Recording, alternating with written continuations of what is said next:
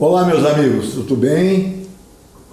Hoje, conforme prometi da última gravação do vídeo sobre a osteoporose, eu disse que daria continuidade ao mesmo tema, pois tinha muita coisa ainda que vocês talvez não soubessem. Da última vez, nós terminamos o vídeo falando sobre leite e cálcio, certo? Foi sobre leite e cálcio. Provavelmente você deve ter escutado a defesa do consumo de leite por pessoas que sofrem de osteoporose, tenho certeza, não é mesmo? Pois bem, sob forte influência da indústria alimentícia, aprendemos desde criança que o leite é dono de um latifúndio em nosso cardápio por conta de seu potencial proteico e principalmente pela presença do cálcio. O grande problema é o cálcio, certo? Porém, nutricionalmente falando, não é isso assim e nem dessa maneira que funciona. O alimento é uma verdadeira farsa por várias características. O cálcio, que no meu modo de ver quase não existe no leite, pois ele passa por um processo de pasteurização e depois ainda é fervido, ele perde com isso todas as suas propriedades, com as suas proteínas sendo então desnaturadas e perdendo suas principais propriedades. E ainda se tornando assim, dessa maneira, um alimento ácido, certo? E o que acontece com o nosso organismo? O organismo, para manter a homeostase interna, faz com que os nossos rins tirem cálcio do osso para contrabalançar a acidez do meio interno. Desta maneira, por retirar cálcio do osso, o que acontece? É lógico, vocês já estão entendendo. Descalcificam os seus ossos, certo? E estes tendem à osteoporose. Por isso eu digo e afirmo que o leite descalcifica em vez de calcificar os seus ossos, tá bom? Por outro lado, o leite não é muito biodisponível e o alto consumo de proteína de leite de vaca pode causar processos inflamatórios crônicos em diversos órgãos ou sistemas, principalmente para aqueles que têm uma certa intolerância ao leite, tá bom? O maior problema é que fomos criados como se apenas os laticínios fossem fonte desse nutriente tão essencial que é o cálcio, certo? E ter o leite como uma única opção de cálcio é bastante limitado, além de não ser tão efetivo. E veja que raciocínio fácil de entender. O leite vem da vaca e a vaca toma leite, certo? E de onde ela tira o cálcio? Certo? A vaca não toma leite, não é do leite, e sim do capim, que ela usa o capim, ela tira o cálcio do capim.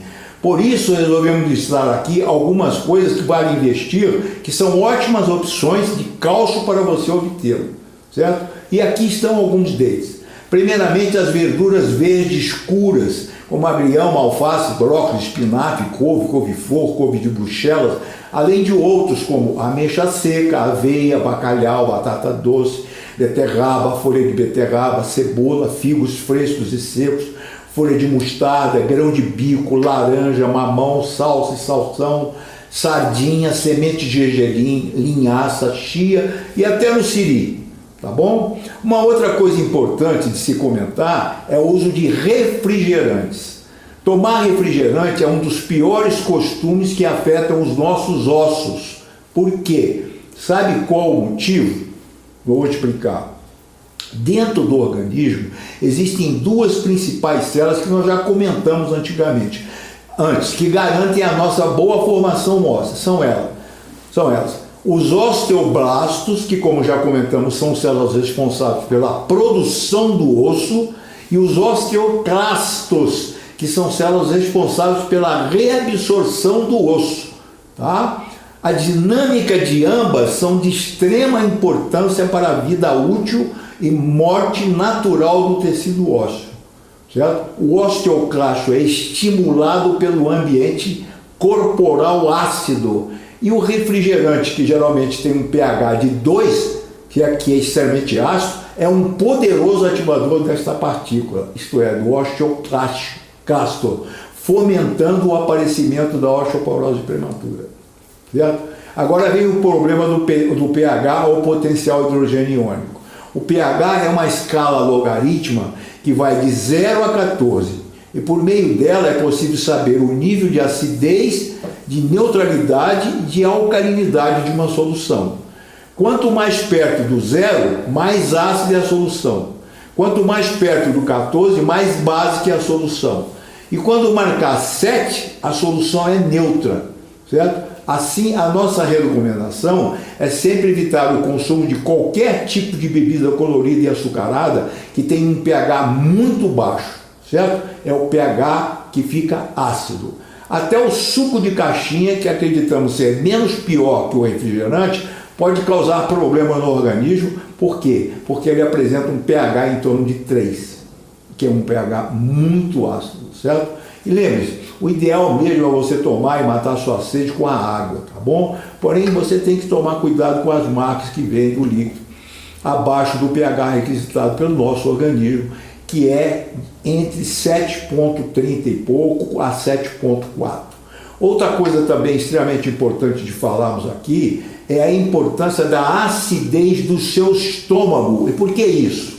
A acidez no organismo é prejudicial para a saúde. Além da osteoporose, ela pode ocasionar alergias, artrite, câncer, diabetes, enxaqueca e obesidade. Porém, existe uma área, olha, veja bem, do seu corpo que necessita de um ambiente ácido, e esta área é o seu estômago. E veja bem, por quê? Este órgão, para trabalhar de modo saudável, deve ter um pH ácido de 2 para digerir as proteínas e absorção efetiva de nutrientes e minerais importantes para a constituição do osso. Vamos supor que você ingeriu um alimento que tenha cálcio. Para ele ser absorvido, ele precisa passar por um processo chamado ionização, que é desencadeado pelo pH baixo. Precisa ter um pH baixo no estômago. Contudo, se estiver com deficiência de acidez no estômago, o estômago não absorve essa substância corretamente, certo? Portanto, minha gente, uma dica para restabelecer a acidez no seu estômago é simples, é consumir água com limão em jejum. Isso vai tratar uma série de problemas de gastrite e esofagite. Esta fruta cítrica característica é bastante peculiar. Quando você mede o pH dela, é ácida e esta propriedade se mantém até o estômago.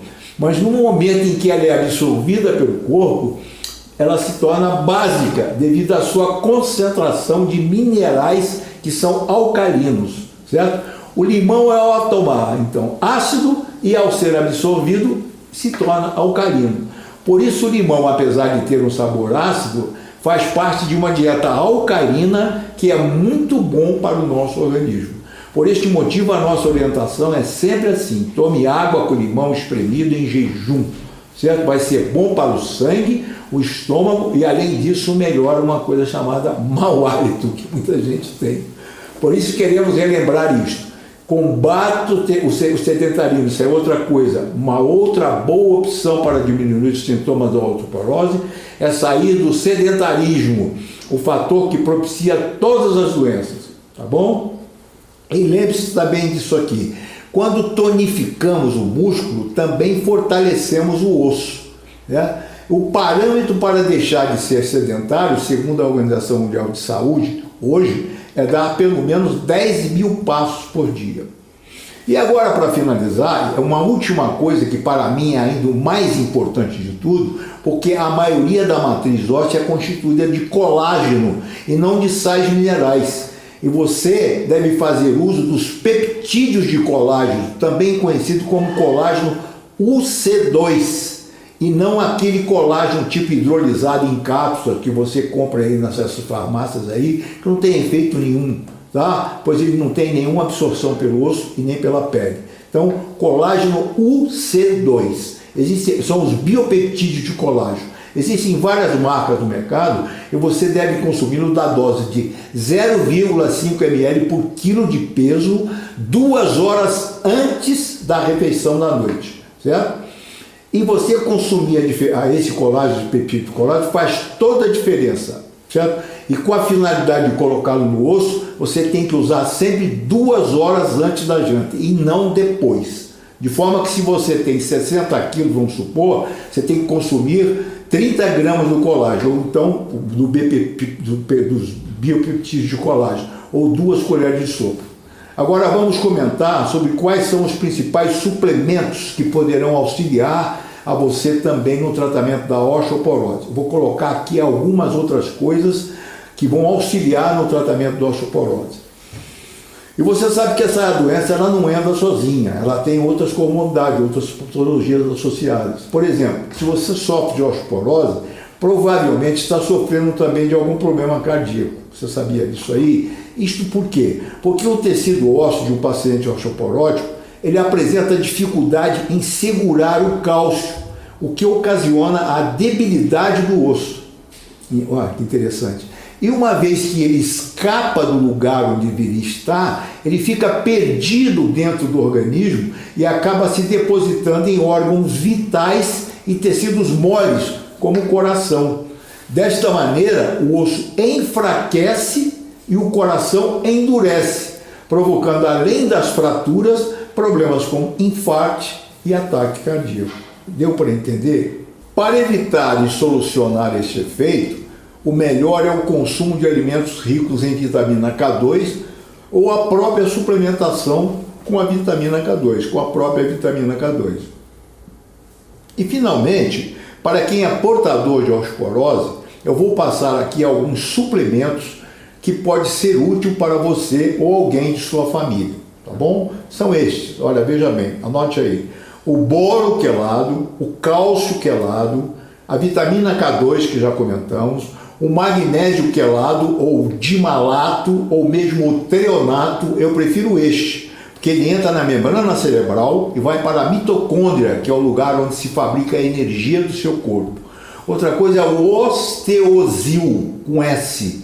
Essa substância é a base de fósforo mais silício, que regeneram a cartilagem, pois são ativos essenciais na manutenção, composição e manutenção da integridade osteoarticular, certo? O fósforo, sem os inconvenientes dos biofosfonados, e o silício, aumentam os osteoblastos, certo? E a produção do colágeno. Olha que coisa interessante.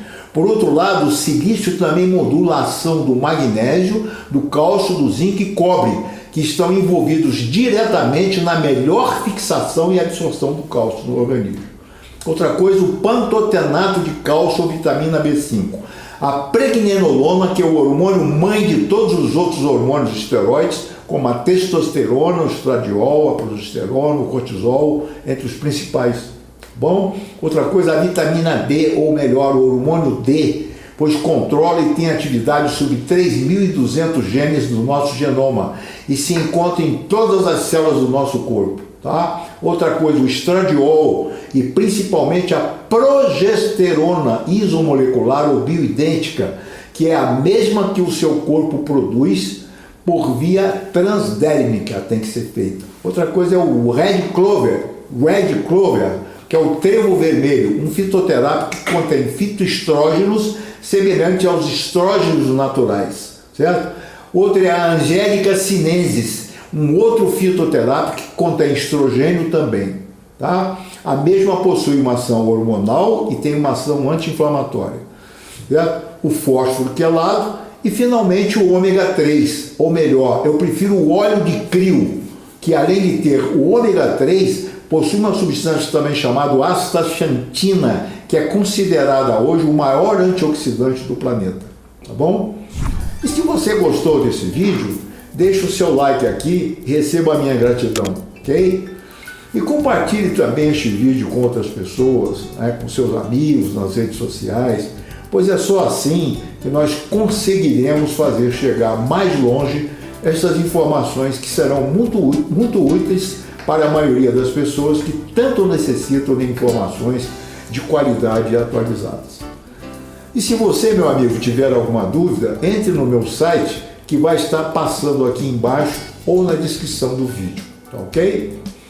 Até a próxima, um grande abraço e o meu carinho a todos.